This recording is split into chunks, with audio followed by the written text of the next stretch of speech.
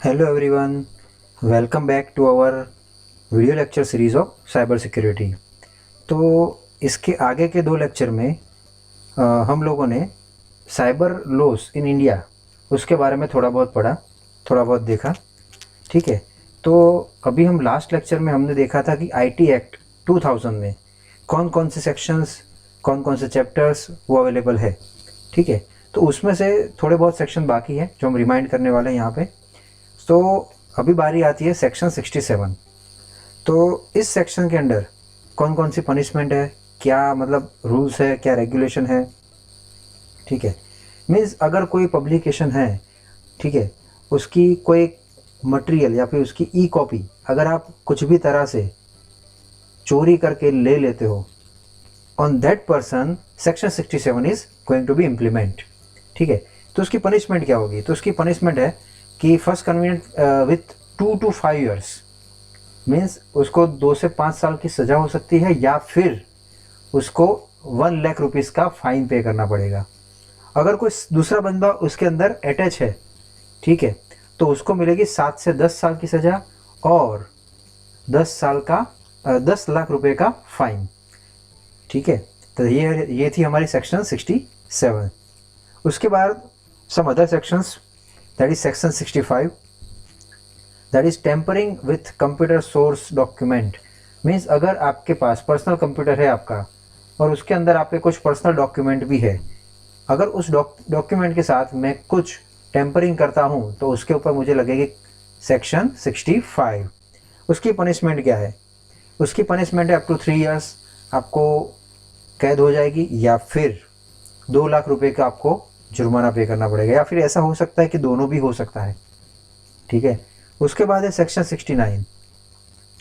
Section 69 ऐसा होता है कि अगर कोई डिफेंस या सिक्योरिटी एजेंसी है या फिर कोई गवर्नमेंट की सिक्योरिटी एजेंसी है, उसके ऊपर आपने अपनी नज़र रखी है, समझ रहे हो? ठीक है, दैट इज़, या फिर उस सिक्योरिटी को आपने क्रैक करने की ट्राई की तो उसके ऊपर आप लगा पाओगे सेक्शन 69। पनिशमेंट है उसको 2 लाख रुपए का फाइन या फिर 5 या उससे ज़्यादा साल की सज़ा। तो ये है हमारी सेक्शन 69। नाउ उसके बाद भी देखो दूसरे अदर सेक्शंस हैं, that is 502A। Section 502A, उसके अंदर क्या है? अगर आपकी कोई इमेज है, ठीक है, प्राइवेट पर्सन की, विदाउट उसके कंसर्न में आप उसको यूज़ करते हो, विदाउट उसकी परमिशन के आप यूज़ करने लगे हो, that is the section 502A। उसकी पनिशमेंट है 2 साल की सज़ा या फिर 2 लाख रुपए जुर्माना। ठीक है, उसके बाद है section 419A, that is the cheating by any communication device और कंप्यूटर रिसोर्स। मीन्स अगर आप कोई भी कंप्यूटर डिवाइस के साथ चीट करते हो तो उसकी सज़ा है आपको 5 साल की जेल। ठीक है, उसके बाद है section 417A, identity theft. Means अगर आपने किसी और बंदे की आइडेंटिटी लेके रिप्रेजेंट किया किसी और के सामने, समझ रहे हो, that is the section 417A। उसमें आपको मिल सकती है 2 साल की सज़ा। उसके बाद है section 72, that is the violation of the privacy policy. Means अगर आप कोई कंपनी की प्राइवेसी पॉलिसी के साथ कुछ छेड़खानी करते हो, ठीक है, तो उसके ऊपर लगेगी सेक्शन 72। उसके ऊपर है फाइन अप टू 5 lakhs। मैंने क्या बोला कि fine up to 5 lakhs means 5 lakh तक जुर्माना हो सकता है और जेल 2 साल या उससे कम। ठीक है, तो ये थी कुछ अलग एक्ट। नाउ अभी जो आईटी एक्ट था 2008 में, उसमें कौन कौन से चेंजेस हुए, उसके अमेंडमेंट क्या है, तो वो हम देखेंगे इसके अंदर। The information technology amendment act means IT act 2008 passed by the parliament on 23rd of December 2008। इसलिए उसको कहते हैं आईटी एक्ट 2008 बिकॉज और दिसंबर महीने में पास हुआ था 2008 के ईयर में। ठीक है, now it received the assent of the President of India in 5th January 2009। उसके बाद ये एक्ट को नोटिफाइड कब किया गया? तो अक्टूबर 27, 2009 में उसको नोटिफाइड किया गया। ठीक है, तो उसके बहुत सारे अलग अलग चेंजेस अमेंडमेंट है, वो देखेंगे हम क्या क्या है। ठीक है, ये एक्चुअली आईटी एक्ट 2008 है क्या?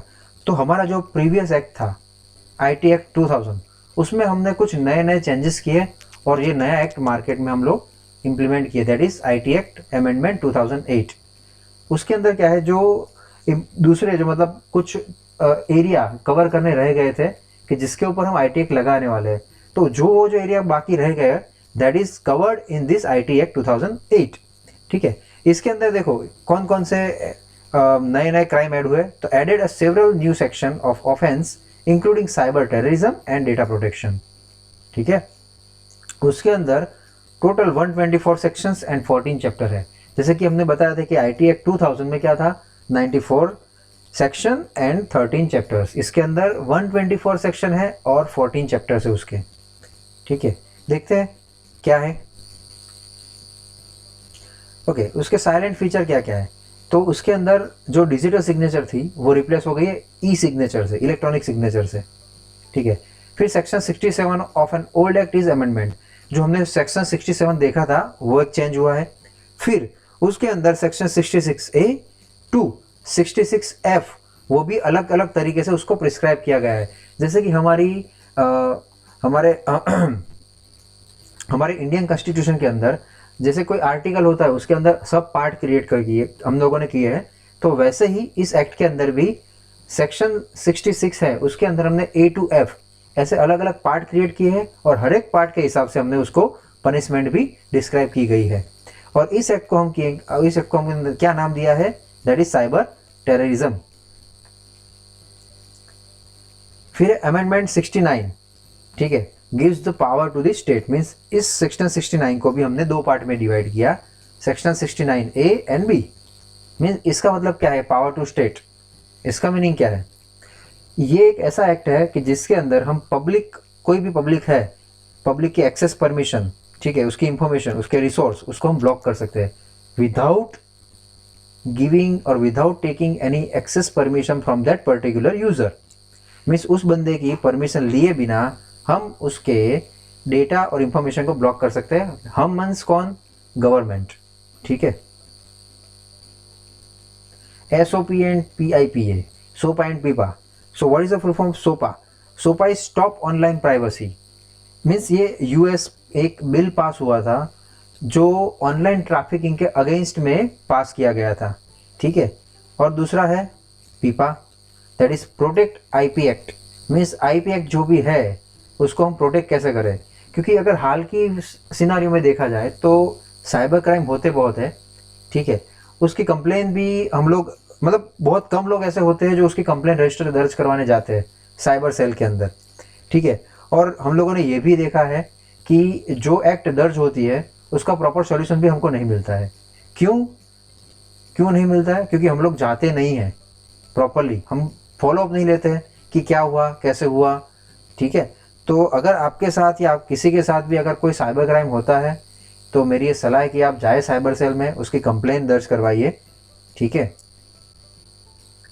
Then last one is world and cyber laws. ठीक है, लास्ट में ये है साइबर लॉस, मीन्स पूरी वर्ल्ड के अंदर जहाँ पे भी साइबर क्राइम होता है, ठीक है, तो साइबर क्राइम के प्रोटेक्शन के लिए वर्ल्ड ने एक कॉमन लॉस इंप्लीमेंट किए हैं, जो लो हर एक कंट्री के ऊपर अप्लाई किए जा सकते हैं। The great firewall of China monitors every movement in the cyber space and protect to publish any offensive content. Means China के अंदर चाइना ने एक पूरी फायरवॉल डेवलप की है कि जो पूरे चाइना में जो भी नेट सर्फ या डेटा एक्सेस होता है, अगर कोई साइबर क्राइम होता है तो उसके ऊपर वो एक प्रॉपरली प्रोटेक्शन, मीन्स वो क्या बोलते हैं उसको, अगर कुछ भी आप कोई भी क्रिमिनल एक्टिविटी करते हो, ठीक है, तो आप यहाँ पे पकड़े जाओगे इसके अंदर साइबर क्राइम, ये फायरवॉल के अंदर। ठीक है, नाउ चाइना ने क्या किया है, दूसरा जो भी हार्मफुल ऐसे कंटेंट थे कि जो गवर्नमेंट को हार्मफुल कर सकते थे, ठीक है, उस कंटेंट को उन लोगों ने रिमूव कर दिया है। अगर आपको पता होगा तो चाइना के अंदर उसका खुद का सर्च इंजन है। ठीक है, वो लोग गूगल सर्च इंजन यूज़ नहीं करते, वहाँ पे गूगल बैन है, फेसबुक बैन है, व्हाट्सएप भी बैन है, वहाँ पे WeChat चल रहा है जो उनका खुद का डेवलप किया गया है। ठीक है, because of some privacy issues. Now same thing, Brazil is considered world's biggest airport for hackers. Means ऐसा कहा जाता है कि ब्राज़ील में दुनिया के सबसे ज़्यादा हैकर्स पाए जाते हैं। ठीक है, लेकिन ऐसा है नहीं वैसे देखा जाए तो, ठीक है। तो ठीक है, आज के लेक्चर में हम इतना ही पढ़ेंगे, because as per your syllabus we have covered maximum topic. So thanks for watching the videos, ठीक है।